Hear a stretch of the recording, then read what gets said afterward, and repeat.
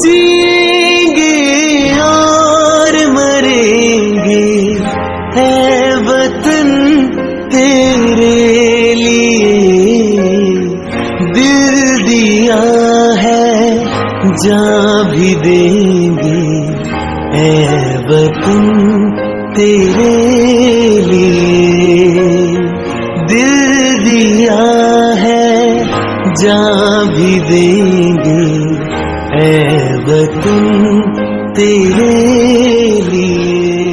नमस्कार दोस्तों, आप संजय कुमार श्रीवास्तव के साथ और मुस्कान इंडिया न्यूज में स्वागत है आपका। आज मैं आपको लेकर आया हूँ दिल्ली के राज पार्क के अंदर, जहाँ पे मिलाएंगे विनोद जी से, जो लगातार प्रधान बनते आ रहे हैं पब्लिक के चाहने पे, यानी कि बहुमति बहुत बढ़िया है। और प्रधान जी इसलिए बार बार बन रहे हैं क्योंकि क्षेत्र पर पैनी नज़र बनाए रखते हैं, किसी भी सुविधा को लेकर तत्पर रात दिन तैयार रहते हैं। तो आइए मिलाते हैं हम विनोद जी से, जो आगे तैयारी कर रहे हैं, आम आदमी पार्टी से तैयारी कर रहे हैं, और उम्मीद ये जताई जा रही है कि पब्लिक का प्यार इनके साथ बराबर बना रहेगा, क्योंकि क्षेत्रीय समस्याएं सबसे बड़ी समस्याएं हैं जिन पे जो है रात दिन पैनी नजर बनाए रखते हैं। आइए बात करते हैं विनोद जी से। प्रधान जी, बहुत बहुत स्वागत है हमारे मुस्कान इंडिया न्यूज़ में, और जो है पब्लिक हमारी जो है देख रही है, एक बार पूरा परिचय दीजिए। मेरा नाम विनोद कुमार है जी जी, और हरियाणा से बिलोंग करता हूँ basically. Ji ji ji, but 3 साल का था जब मैं दिल्ली में आ गया था यहाँ राज पार्क में। जी जी, क्योंकि पिताजी गवर्नमेंट जॉब थी। जी जी, और शुरू से ही बस इन चीज़ों का एक शौक सा लगा लो, समाज सेवा का। किशोर अवस्था में आते आते जनाब कम से कम 21 साल की उम्र में आपने एक बिजनेस भी देखा, और अच्छा बिजनेस करने, और आज प्रॉपर्टी डीलर भी जुड़े हुए हैं।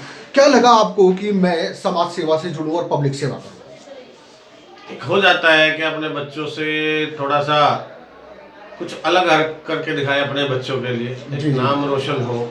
थोड़ा सा पिताजी से सीखा सबक, क्योंकि वो लोग थोड़ा सा RWA में रह के समाज सेवा करते थे। कॉलोनी को कैसे उन लोगों ने बसाया, एक अनऑथराइज कॉलोनी को बसाना और उसके लिए काम करना एक बहुत ही कठिनाई का काम होता है। उस टाइम की बात करें जब यहाँ पे जंगल विराट हुआ करता था। जी बिल्कुल, मुश्किल से 10 घर होते थे इस कॉलोनी में, और जब डेमोनेशन भी होने पे जा रही थी, सज्जन कुमार को बुला के इसको मुश्किल से बचवाया था। जी जी, उस वक्त की बात है, सन 76 की बात है। जी जी, अभी भी जोर जोर से चुनाव हुआ, और जो है उम्मीद पे आप खरे उतरे जी, क्योंकि पब्लिक आपको यहाँ चाहता हूँ। सर, क्षेत्र में क्या कमियां दूर हुई आपके रहने से, और क्या कमियां लगती है कि आपको दूर होनी चाहिए?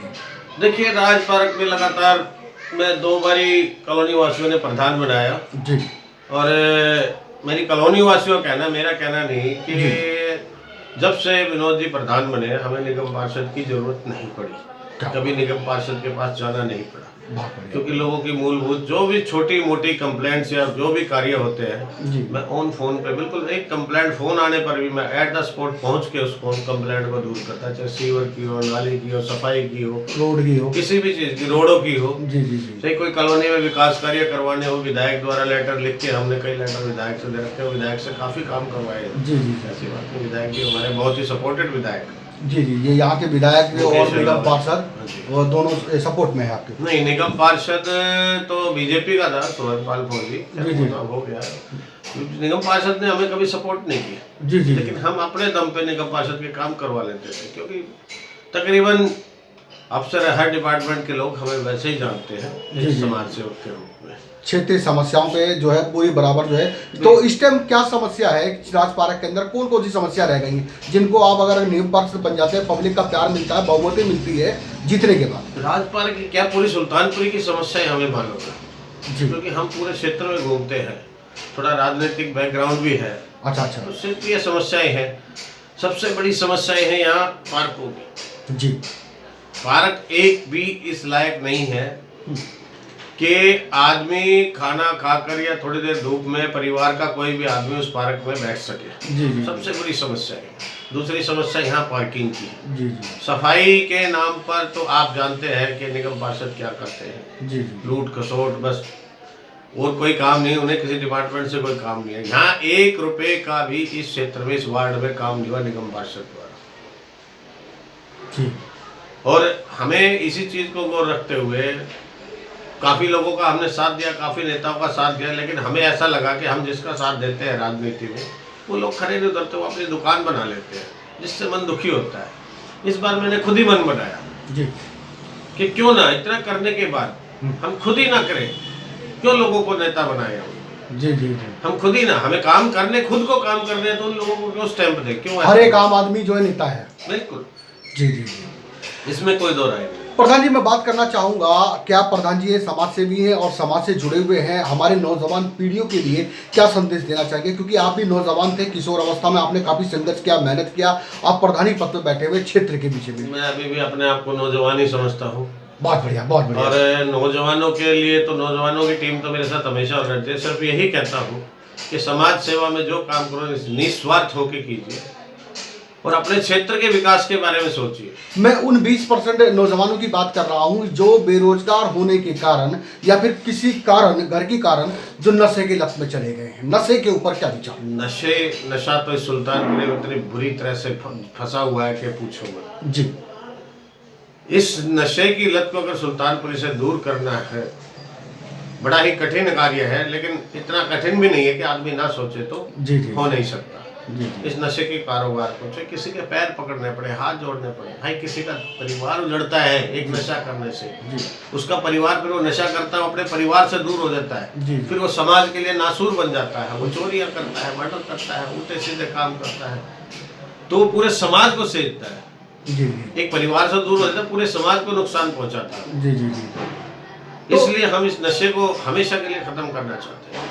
सर, नशे के लिए प्रेरणा नौजवानों को दी जाए। जो नशा बेच रहे हैं, कारोबार कर रहे हैं, उनका तो मुद्दा ही अलग है, लेकिन अगर जो करने वाला ही छोड़ देगा तो शायद नशा बंद हो जाए। बिल्कुल। तो उन नौजवानों के लिए क्या प्रेरणा दें? हम उन नशा करने वालों से ही रिक्वेस्ट करते हैं जी। कि वो एक ये काम को छोड़ के कोई अच्छा काम करे और लोगों को जागरूक करे। जी।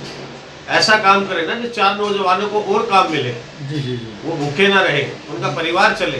जी जी जी। इस तरीके के काम करो ना समाज सेवा के। एक तरफ प्रधान जी, चलिए नशे की बात हो गई, यहाँ पे हमारे नौजवान दोस्तों से मैं रिक्वेस्ट करूंगा प्रधान जी की बातों पे पूरा अमल करें, ध्यान करें। आपका परिवार है, आपका जीवन है, आपको ही देखना है।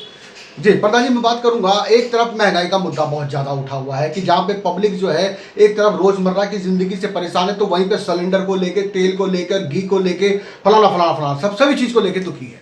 क्या कहना चाहेंगे महंगाई के मुद्दे पर? देखो, इसमें कोई दो राय नहीं। जब से भाजपा सरकार आई है, दावे करती थी कांग्रेस सरकार की थी, जहाँ तक मेरी जानकारी है, पेट्रोल महंगा, सिलेंडर महंगा, उनके पास कोई मुद्दा नहीं था। लेकिन आज की डेट में 3 से 4 गुना रेट सभी चीज़ों के बढ़ चुके हैं। जी जी जी। और एक आम आदमी के बस से बाहर हो चुका है। कितना कमाए आदमी, कितना करे? एक आदमी पता नहीं क्या क्या करता है अपने परिवार को पालने के लिए। जी जी।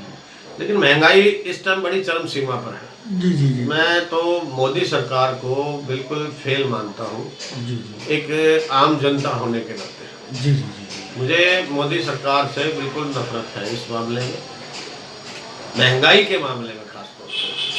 इससे आम पब्लिक काफ़ी परेशान। बहुत ग्रस्त था।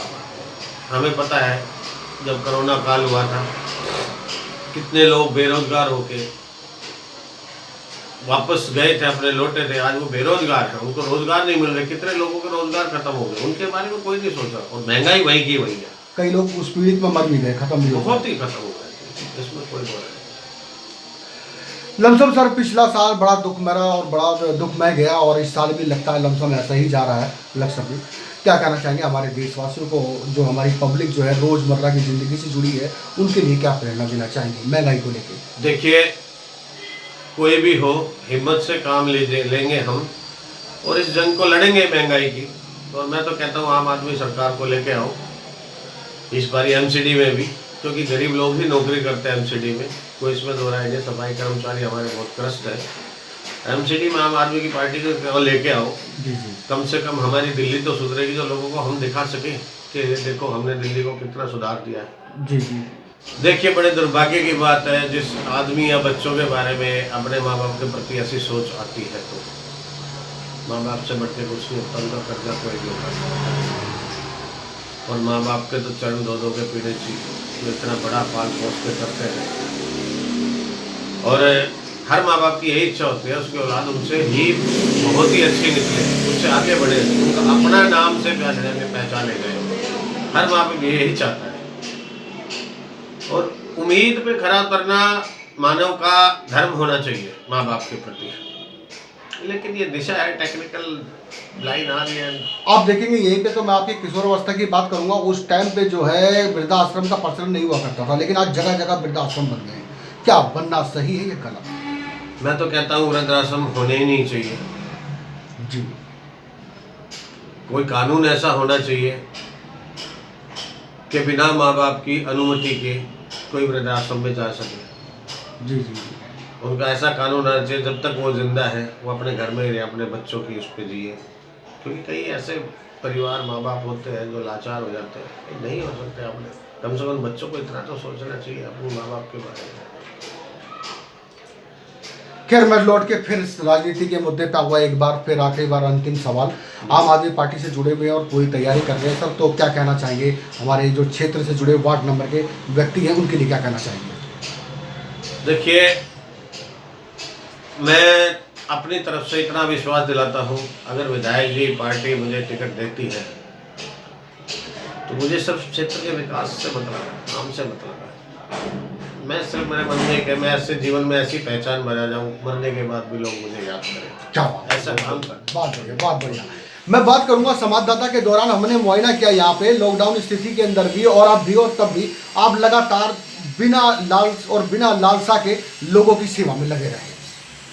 वो समय मुझे याद है, आंखों में आंसू भी आ जाते हैं कभी अकेले में सोचता हूँ तो, कि मेरी छोटी सी कॉलोनी है, वो कोरोना काल में 28 लोगों की मृत्यु हुई थी और मैंने भी अपनी जी जान लगा रखी थी। किसी के पास सिलेंडर नाम की चीज़ नहीं थी। मेरी कॉलोनी वासियों के पास फैक्ट्रियाँ थी, उन फैक्ट्रियों में से हमने 50-60 सिलेंडर इकट्ठे करके उनको भरवाना और मरीजों को देना। जिसके घर में पेशेंट है उनके पास जाना, उनका हाल चाल पूछना, हौसले दवाई मुहैया कराना और कॉलोनी को बिल्कुल सारे गेट बंद करके उनकी सुरक्षा करना।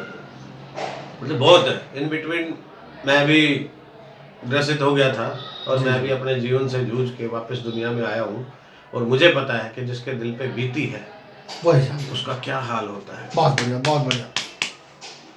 सारे काम आपने दिल से लिए प्रधान जी।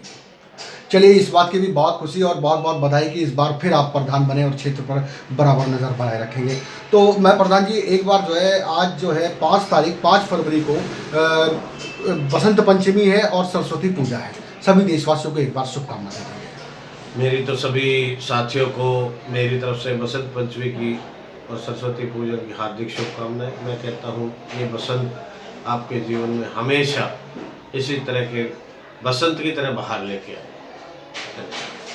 यहाँ मैं दर्शकों को बता देना चाहता हूँ कि मास्क बराबर लगाते रहें और सैनिटाइज का इस्तेमाल करते रहें ताकि जो है आपके करीब कोई बीमारी ना आ सके। यहाँ प्रधान जी का ये भी कहना है। तो जब तक के लिए आगे दीजिए। नमस्कार। संजय कुमार श्रीवास्तव, विक्की कैमरामैन के साथ, दिल्ली।